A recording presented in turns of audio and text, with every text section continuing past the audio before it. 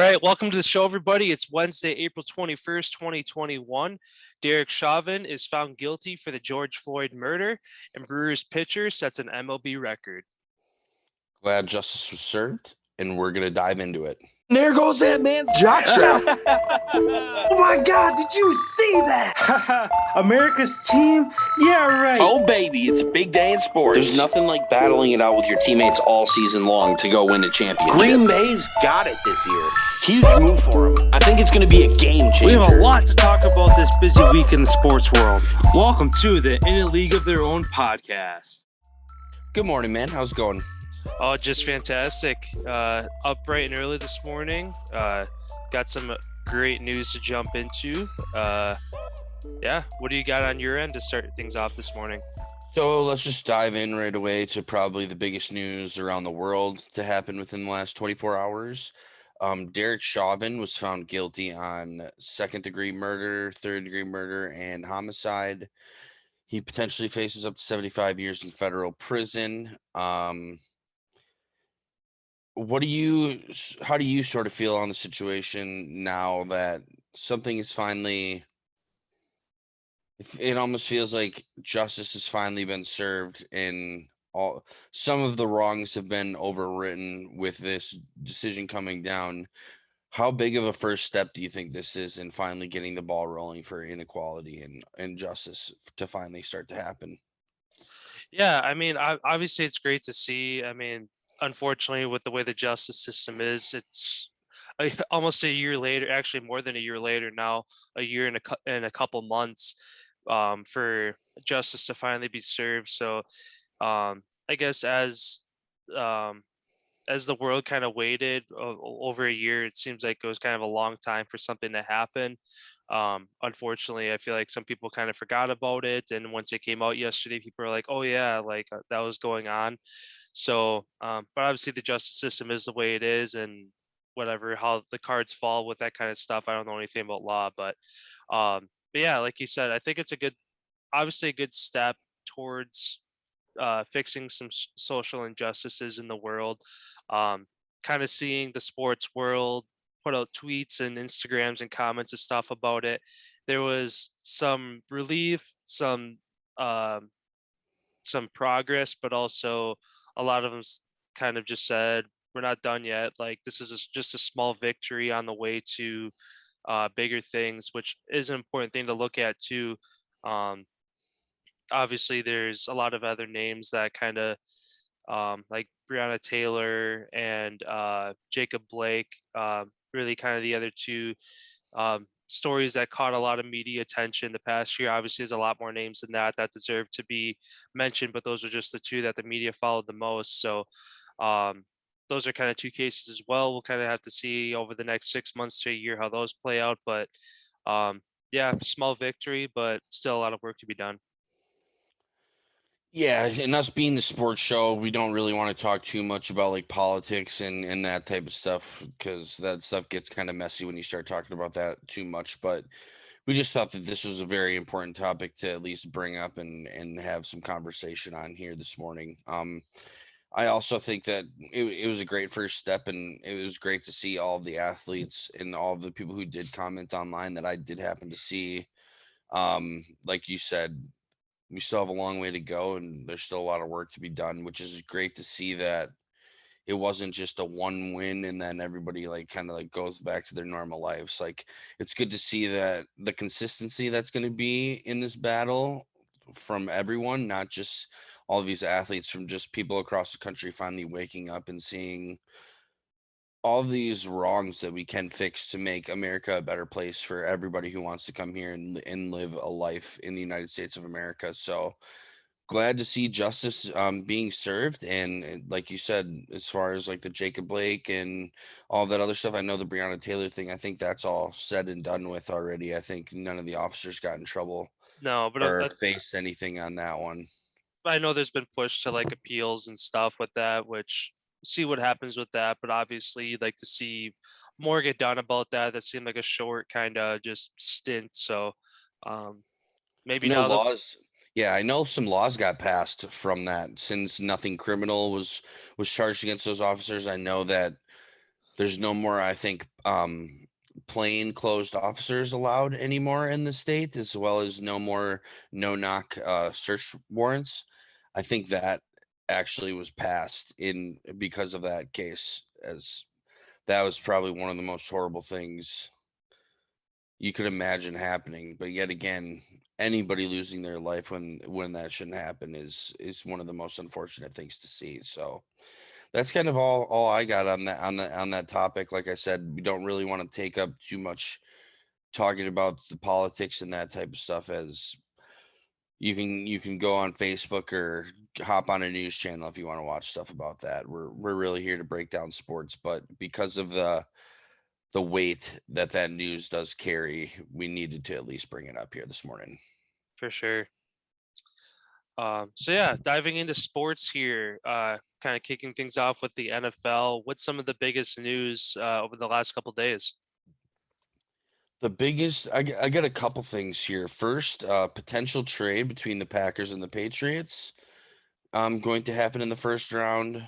Obviously, it could be all smoke and could be a joke, but a picture was tweeted out yesterday of somebody's desk within the Packers organization, and on the sheet it said Packers trading potential Love pick 29, a second rounder, and a potential fourth for the Patriots 15th pick. Obviously, like I said, it could be all smoke, could be a big joke. Also, could have some weight behind it. No one really knows. Being a Packer fan, you hope it's true. Seeing that move would pretty much guarantee that we're going to have Rodgers for the rest of his career. I'd love to see that. I personally don't think Love just generally fits the Green Bay Packers style. I feel like there potentially is other people out there that would fit better than he does. So I think that'd be a great move for the Packers to get that done. What do you think if the Packers decide to make that move?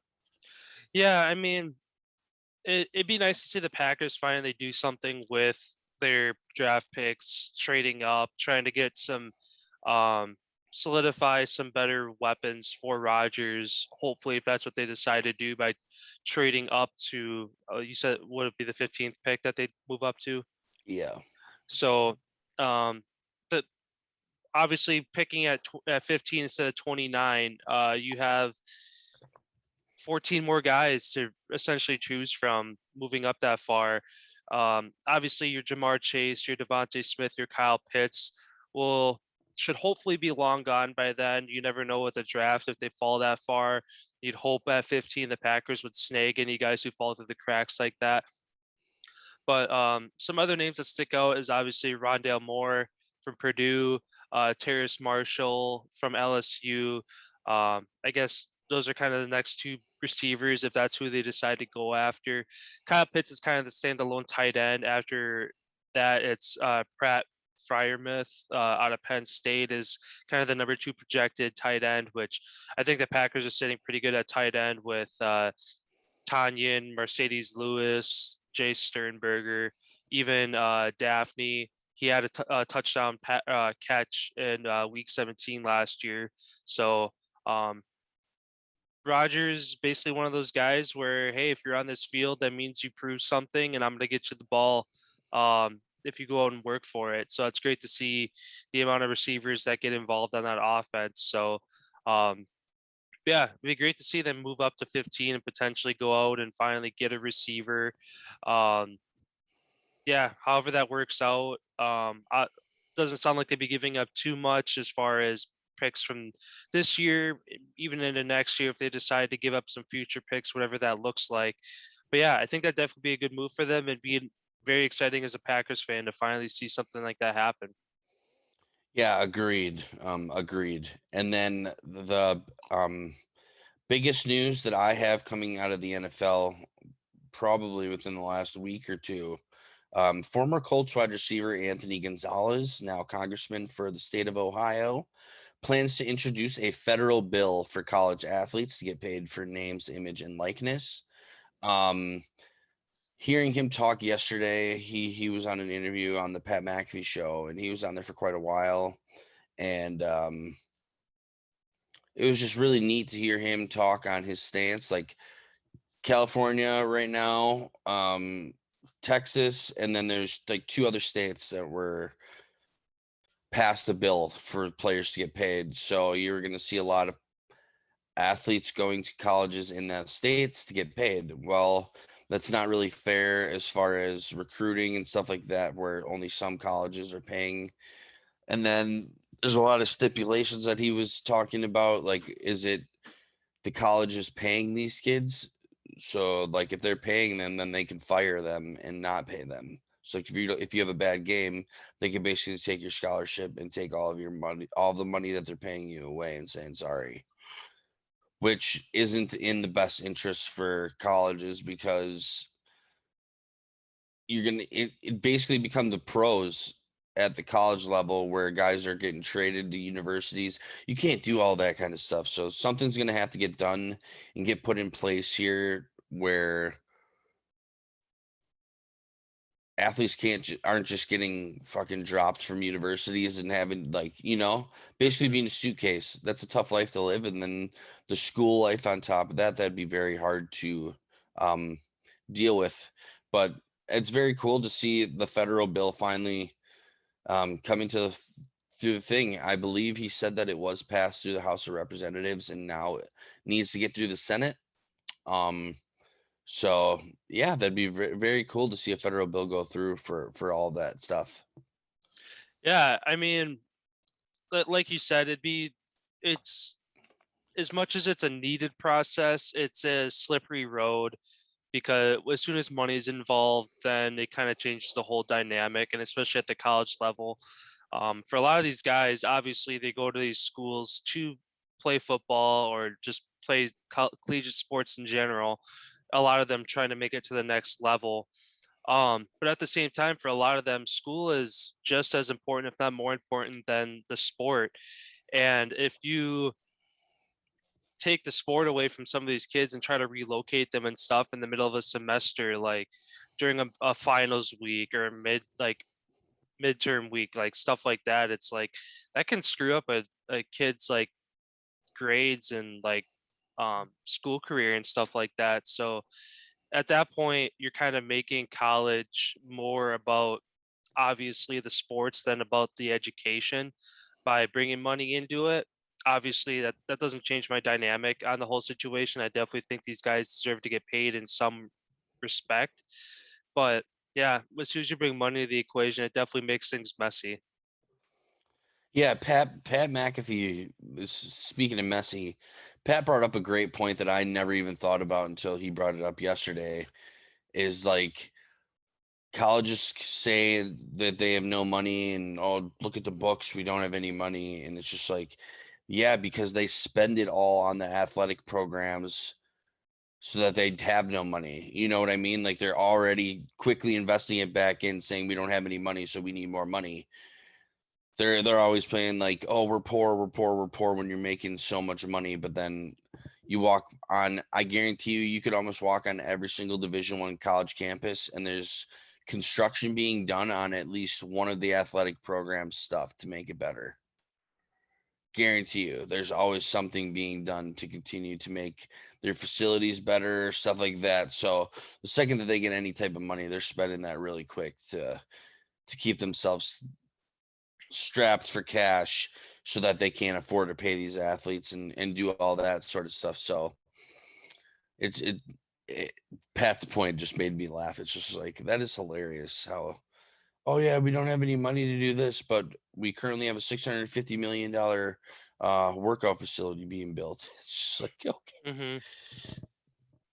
All those boosters and checks under the table, they nobody knows where they come from, but they show up at the right time all the time. So um yeah, kind of sticking with the NFL, I got a couple points here as well. The Pittsburgh Steelers extend coach Mike Tomlin through 2024 season. So great to see them keeping him in Pittsburgh. Mike Tomlin's had admirable career. I know he's had, um, I mean, obviously kind of paying attention to the game of football. He's always had a good year. He's never had a losing season, which is admirable after 14 years. And he has a 153, 86 and 1 record. So he's sitting pretty good. So with his 3-year extension through 2024, obviously, so long as the Steelers stay on their path, I see them extending him more because I think he's in his late 40s, early 50s. He's a pretty young guy. He came into the league in he got that head coaching position in his 30s, I want to say, kind of like the same age as LaFleur did. Um, do you see the Steelers still potentially getting another Super Bowl or even an AFC Championship appearance under Mike Tomlin, at least in the next couple of years, or do you think it's going to take Big Ben to get out the door before they start to see some changes in that organization? That's a great question.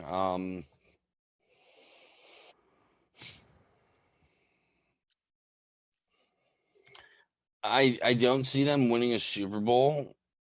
I could see them potentially winning an AFC championship. I don't see them winning a Super Bowl. Actually, I take that back. I don't even see them winning an AFC championship.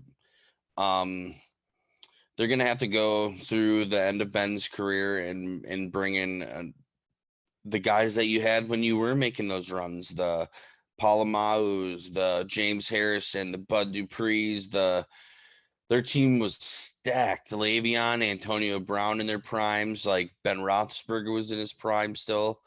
Like that team was just built like a monster. And thank God the Packers ended up beating him in that Super Bowl. But that team was incredible. I don't see they have the talent or they're anywhere close currently. So I see they're gonna probably have to move on from Big Ben and rebuild basically and try to rebuild that super team. Like you said, they re-signed Tomlin for 3 years. Their coaches have that's like they've had like 3 coaches in the last like 60 years. Where some organizations are on their 10th coach and you know what I mean? Like Mm-hmm. clearly he knows what he's doing and he just needs to get those pieces in order to rebuild that and hopefully go for a run. Yeah, I mean, I agree with that as well. I definitely think it's going to be minimally 5 years before we see the Steelers at that level of the AFC Championship or even a Super Bowl appearance again. Um, and before you can even get to that, look at the division they're in now. Every team is basically, it's going to be interesting to see how the Bengals play out this year. But if the Bengals trend in the way that it looks like they're going to, it's basically going to be the NFC West and the AFC North are going to be kind of your two powerhouse divisions that really all 4 teams could be a playoff contender. Um, and again, the Bengals have a lot to prove, and it'd be um, basically you have to win that division to solidify a spot in the playoffs because everything after that, the second team maybe would squeak in. This past year, 3 of them ended up making it, which is cool to see. But um, as the NFL kind of spreads more thin, aside from your powerhouses in uh, now the Rams, Kansas City, and Tampa Bay are kind of your 3 teams that look like they could go out and win next year with exactly what they have without changing anything. The Packers as well, if like looking at their personnel and their roster, yes, you'd say that, but whatever's going on behind the scenes there that they can't get past that NFC Championship, that's a different story. But yeah, the Steelers, I think they have a taller task within their division before they can even worry about a conference championship appearance or a Super Bowl appearance. So they got a couple years to kind of rebuild that young team. Their defense is phenomenal. Top 10 defense for years and years and years, kind of neck and neck with the Ravens in the same division as well. So they definitely need some rebuilding on that offense. They definitely have a good trend with a young receiving core. But Big Ben's kind of the old quarterback. Nobody really goes after a guy like that anymore. So they definitely need to, once he's done, kind of revamp that offense and establish a new identity before they're going to make a deep playoff run. Yeah, and then you mentioned the AFC North. Sticking with that, Joey Burrow said hopefully he'll be ready for the season opener after a successful knee surgery. Um, Yeah, hopefully he gets out there. It'd be nice to see him starting game 1 for the Bengals this year. You hate to see a number 1 pick go down and get hurt in his first year, but that line didn't do anything to protect him. Hopefully he doesn't run himself into an Andrew Luck type situation where he's taking so many hits that your career just doesn't get to last. And then Jordan Reed, former tight end for the Washington football team, calls it a career after concussions have started piling up and getting in the way. So he's stepping away from the game. Good to see him walking away on his own terms, instead of him getting hit to the head and them telling him that you can't play anymore. So glad to see him. It's always great to see an athlete retire when they want to, not when they have to. So shout out to Jordan Reed for a hell of a career. Like, good for you, buddy. And then I just have 2 things here on the draft really quick. Denver has reached out to Atlanta for the 4th pick, offered some stuff. No move has been made yet. Nothing's been made public about what was offered in that type of stuff. So who knows? Also, the Miami Dolphins are potentially shopping that 6th pick as well after they decided to move back and then back up. And now they're potentially thinking about moving again. So yeah, a lot of things to keep your eyes open for as the draft comes up here. And Justin Fields, after his last pro days, boosted his stock up quite a bit. Trey Lance also boosted his stock up very far. And then Mac Jones and Justin Fields potentially have photographic memories out of all of this, is what rumors are coming out of that. So how incredible of an asset do you think that is for a quarterback to have, especially coming into the league? Oh, it's phenomenal. I mean, at really any sports level, even just as at an educational level, having a photographic memory to where you can remember stuff and just tap into that piece of your brain to um, take it from paper to the field to say when you that snaps when you see something happen, it just becomes muscle memory to react to it. That's a huge step coming into the league, um, especially because you look at quarter like Patrick Mahomes, for instance. It was last year he came out and said, "I never really learned a playbook until this year. Up until now, I just gone out there and play and let my athleticness and everything else kind of take over." So look at what he's done, and he admitted that it wasn't until last year that he started really learning a playbook and understanding a playbook. So look at Trey Lance and Justin Fields. If they come into the league with their athleticism, with their the muscle memory, the photographic memory of learning these playbooks, they're going to be a step ahead of even Patrick Mahomes, so long as they can back it up and fit into the right scheme. So, yeah, obviously it's huge to have that kind of asset to where you kind of just it's not hours and hours of studying and struggling learning a playbook. You can kind of just take a brief glance at it and go out there and ball out. Yeah, absolutely. I think that's a very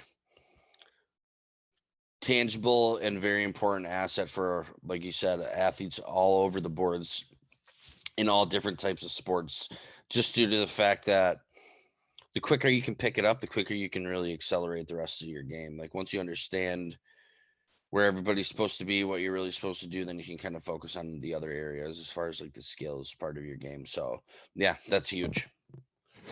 Yeah, and then the last point I have on the NFL here, um, kind of circling back to the George Floyd thing, Las Vegas owner, um, he takes some heat after a tweet that he posted yesterday.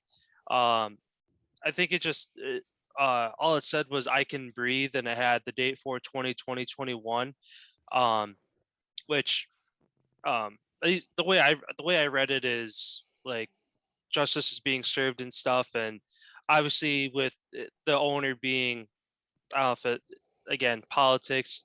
Don't want to dive into it too much, but it kind of just sucks that the guy had to come out and defend his tweet when basically he was just trying to um, show, I guess, again, that small victory that happened yesterday. So, again, just a minor point in the sports world with the whole George Floyd thing.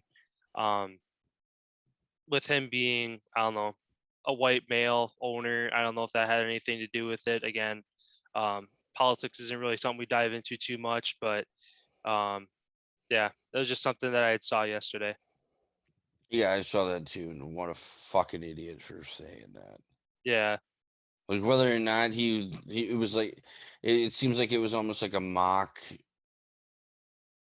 kind of, I mean, yeah, it's but a twist. It's a twist. I mean, it's literally a guy's but last words, and you're putting a twist on it to and put then out a yet tweet. right, and then yet again, no one really knows what he is truly intending by saying that online, since it's online. Everybody can interpret it their own way, and that's the one shitty thing about social media and stuff online is just because the words are typed, you don't really understand how the context that the person's trying to use it in.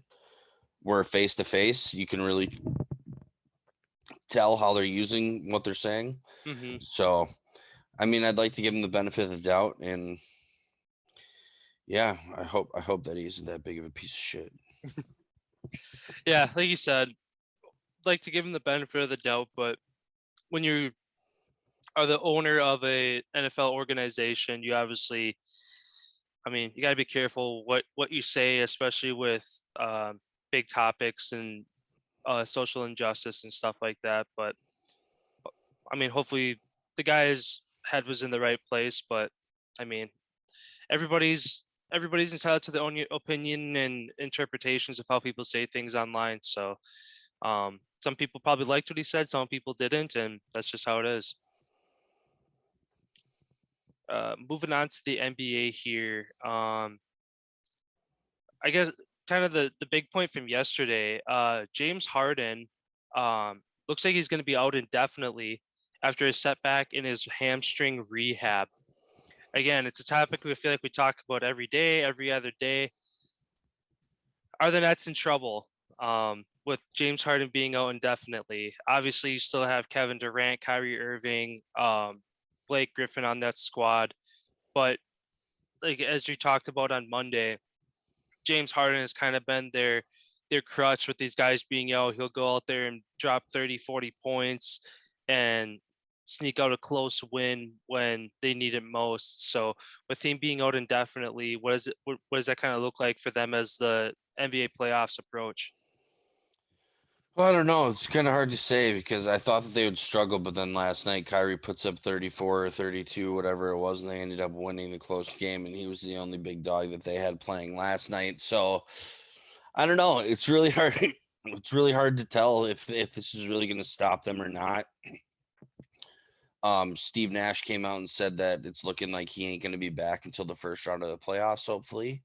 That he's back to square one, which is very unfortunate. I've dealt with a hamstring injury. I tore my hamstring back in the day, so I know the process of how difficult that is to get your hamstring ready before you fully are able to push it with not being worried that you're going to re-tear it or re-injure it somehow. So I completely get how frustrating that is. But yeah, that's something that you got to be really careful with. It's one of the main muscles in your body, and it's super important. It does a lot more than you'd think it does. It's Hmm. like connected to your lower back and a whole bunch of different things. So hopefully he gets back full strength, and how we talked about it'd be such a joke if they ended up winning the NBA finals. No team has ever won the NBA finals when they have three or more players miss more than 10 games. And yesterday was Harden's 10th game. So they're on pace to break a record here if they get the job done. Yeah, kind of like you said with the hamstring injury. It's like you said, I never had a hamstring injury, but I had a couple groin injuries playing football, and it's always like you always like, especially being like immature high schoolers, it's like, oh, you pulled your dick, like just get over it, whatever. It's like you hear groin injury. Again, your groin is one of those injuries where it's just like you can't fucking walk, like sitting down hurts, standing up hurts, all that kind of stuff. So and even multiply that times 10 at the professional level because it's instead of it being 15, 16-year-old kids on a football field or an ice rink, and some of them are going hard, some of them aren't. At the professional level, everybody's going 100%, and they're all top of the line athletes. So obviously, getting back to 100% and rehabbing injuries like that, it's even more crucial. And it's probably, as much as it's a harder process, they have better training and resources than obviously a high school athlete does. So, yeah, that was just a point I want to bring up about that. Yeah, when you hurt your groin, did you tear your adductors? No, it was just like a minor strain, but even still, I was out like a week and a half, 2 weeks. Fuck, you got lucky, dude. I completely tore my left hamstring, all 6 of my adductors on both sides of my groin, and it was the worst. I'm just gonna break it down real quick because now that we were talking about it, I just want you to picture this in your head. It was like one of the very first plays of the year, playing running back, break a tackle. I'm running down the sidelines, going for a touchdown, right? Little fucking cornerback grabs my foot and he's holding on to my foot. And I go to rip my foot out of his hands. And when I go to pull my foot out of his hands, I rip my hamstring right in half. So I hear that pop, and next thing, super fat D lineman ends up getting down the field and jumps on my back. I went straight down and did the Chinese splits, like the forward splits. Did that all the way down to the ground, dude, and I heard everything just rip and pop right in my ears. And then I was like, ah! Couldn't you? Oh my God. It was that was probably one of the worst pain experiences I've ever experienced. That was rough. And like I said, your hamstring is such a huge muscle. It does so much for you. Like mine, I didn't get surgery or anything. They just like let it heal on its own. But it's like in a different position. Like if I rub my hands on the backs of my legs, my one hamstring is like way down more towards like my knee, and the other one's like way up higher. So like I could definitely tell which one was ripped. Yeah. Yeah, these kind of injuries are crazy, and it sucks, especially now, because it's like back in like high school, it's like these kind of injuries happen, and now fast forward 10, 15 years, we're sitting talking about sports. We're not even playing sports anymore, and still got to deal with those injuries every day. But yeah, the other I just have point, one more. Oh, yeah, go ahead.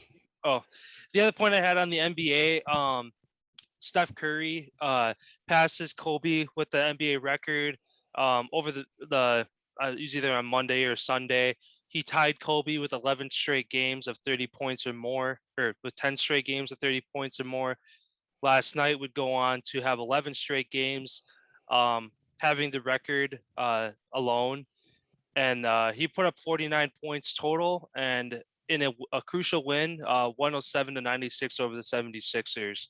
So again, great to see him continue to put up records. Obviously, arguably one of the greatest shooters to ever exist in the game. So it's a pleasure to be alive and watch some of the greatest basketball players to ever step on the court. Yeah, shout out to Steph. I feel like with the way he's been playing, he even made the comment that this is the best stretch of basketball he's ever put together in his entire life. I think he's put himself square first place in that MVP conversation. What he's been able to do basically by himself is insane. And like you said, great, arguably one of the greatest shooters of all time. He changed the game of basketball. So him being the first guy to shoot it from everywhere and be able to make it from everywhere all the time kind of was a huge deal. And it's amazing to see him continue to get hot and continue to cook. So hopefully he can keep that rolling. I'd love to see him get the MVP. And like I said, hopefully they end up squeaking in and making the playoffs, because it'd be cool to see him and their team go on a run basically with nobody. Yeah, for sure. Any other points on the NBA? No, that's all I got. All right. I just got a couple points here on the NCAA with March Madness wrapped up and really spring football is just kind of getting started. Um, just a couple of NCAA points. University of Texas El Paso athletics program is being punished after violating coaching personnel rules. Supposedly, they've had kind of like you have a cap on roster space.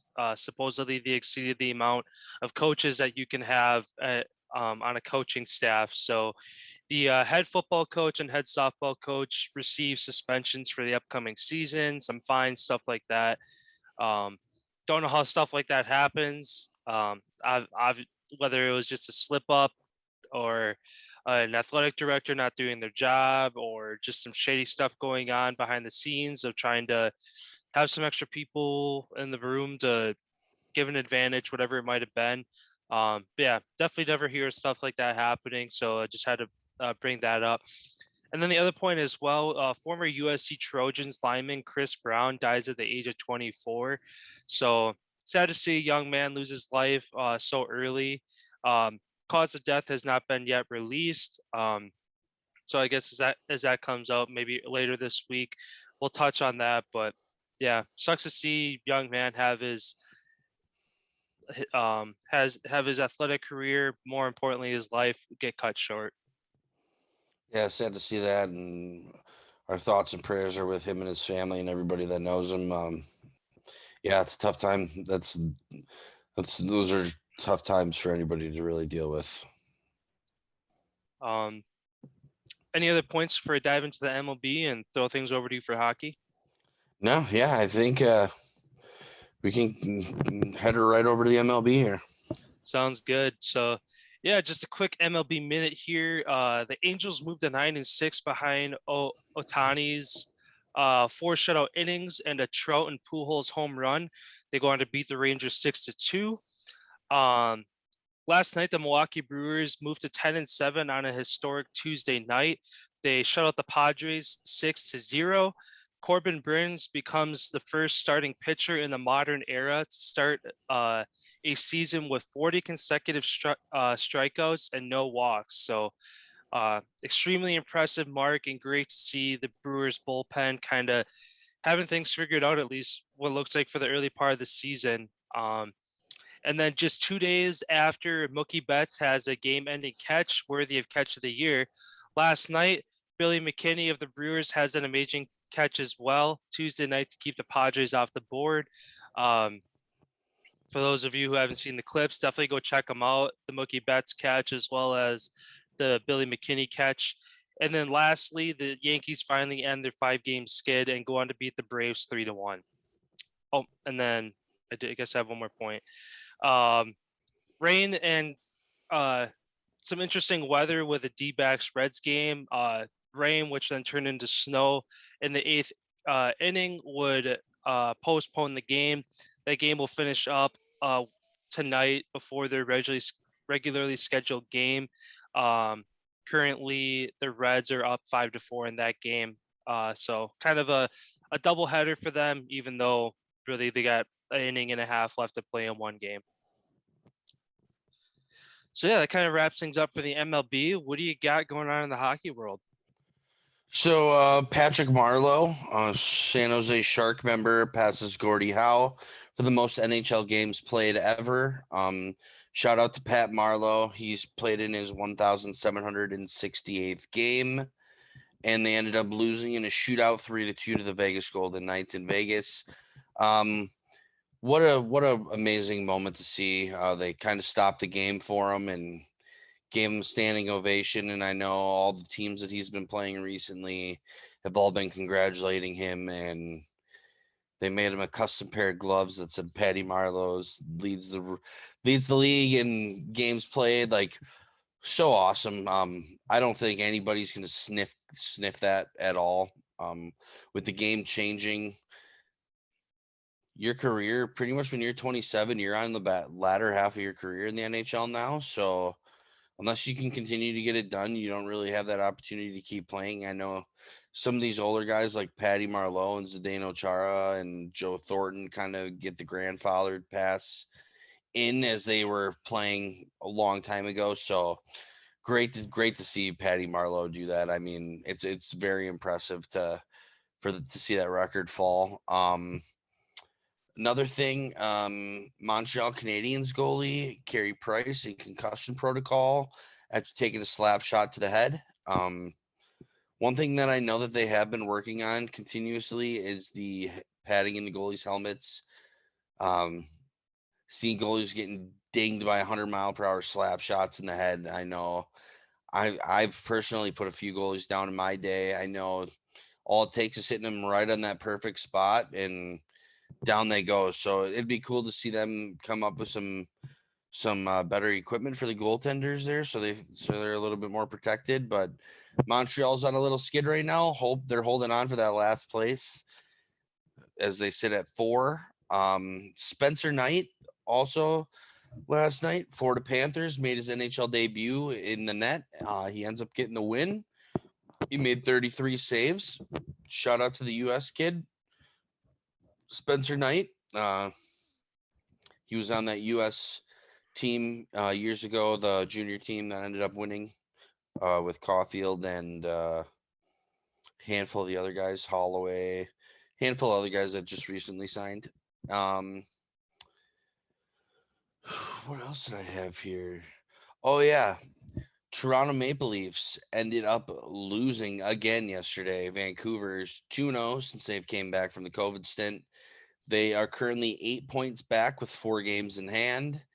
They're making a push for the offs. I think that'd be really neat for them to sneak in, after that kind of delay. They got to play, I forget what it is. It's like 15 games in like 21 days, 20 days, something just brutal that they're not too happy about. But yeah, they rallied. They scored 4 goals in the third period to end up winning 5-3 yesterday. So that was pretty cool. I had to turn that game on.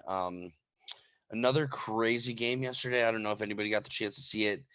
Pittsburgh Penguins and the New Jersey Devils. The New Jersey Devils scored 5 goals in the third period. Turns out Pittsburgh scored 6. NHL record. Teams were 240-0 when giving up 5 goals in the third period. They're the first team ever in NHL history to score. And my boy Jeff Carter got his first as a Pittsburgh Penguin yesterday. So shout out to you, Cartsy. That's kind of all that I really had. And end of the season games, it's tightening up. I guess one more quick thing that I could mention. Colorado Avalanche, with as hot as they've been, I know that they're on their pause with the COVID thing right now. They just had another member, Mikko Rantanen, one of their top goal scorers. He now has entered the COVID protocol list, so it's not looking good with, they only have 9 games left in the season, and hoping that every team can make it through here. I know the OHL, they shut it all down and basically said everybody's going to stay at home this year. So it's unfortunate for those kids because I don't know what they get to do now that they've kind of been stranded from playing college hockey since they went to the OHL. But yeah, it's really interesting how things are going to shake out here. Like I said, season's pretty much coming to an end here. All the battles are pretty much. You have one battle between Nashville, Dallas, and Chicago. The other battle you got is Calgary, Montreal. That's kind of all you got there. My Flyers, it's a miracle. They'd have to win pretty much every single game left on the schedule, and Boston would have to pretty much lose every single one. So that's not going to happen. That's pretty much all locked up. Arizona, St. Louis, the Sharks, and the Kings, I guess. Those 4 are all battling for the West. But yeah, like I said, it's getting to the end here. Kind of things are wrapping up and taking shape to how they should. There's only a few battles left, and I'm excited to get to the playoffs. I know the Boston Bruins, Washington Capitals series has been getting really chippy and really nasty. So hopefully we get to see those guys in the playoffs. For sure. And kind of with playoff talk again, we briefly mentioned it last week. Keep an eye out. We'll be posting stuff on socials and obviously talk about it more on the show once it gets closer. But we'll be doing a NHL playoffs bracket challenge. So haven't decided yet what kind of the prize is going to be for anybody, for whoever has the best bracket coming out of the other end, or whatever that looks like. But we'll be releasing details obviously as soon as the bracket is finalized and stuff like that. So and everybody loves a contest, whether they're biggest hockey fans in the world or just looking to get into a contest for fun and maybe pick some teams based on who they think is the coolest mascot to go to the Stanley Cup finals. So, yeah, keep an eye out for that. And like I said, we'll be releasing details as it gets closer. Yeah. Thanks everyone again today for stopping by and watching the show. We really appreciate all that you guys do for us. If you haven't already, go like, follow, and subscribe to our YouTube channel, all of our other socials, Instagram, TikTok, and Facebook, and all the others. You can also find us on Spotify, iHeartRadio, and yeah, other platforms like that. So we're pretty much everywhere. So you're going to be able to find us in a League of Their Own podcast. That's where you can find us. So thanks again for stopping by today, and I hope everybody has a great hump day. Sounds good. See you guys tomorrow.